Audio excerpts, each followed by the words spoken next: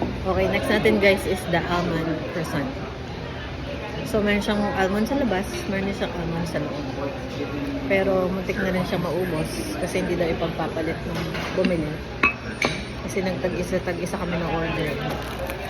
Tapos titikman na lang ng isa't isa. So, 5 yung order na lang.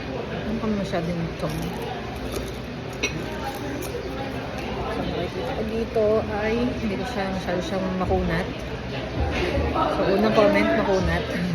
Magbutay na sila lahat bago mo pa siya makunat siya. Guys, sobrang messy na. So, ayan yung itsura. Masarap lang. Nasang burger nga?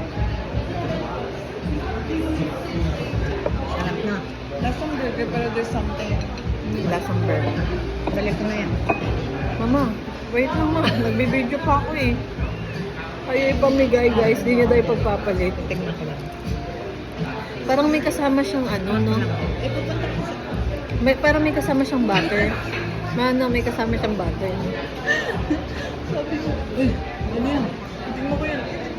Second bite. Third bite. Fourth bite.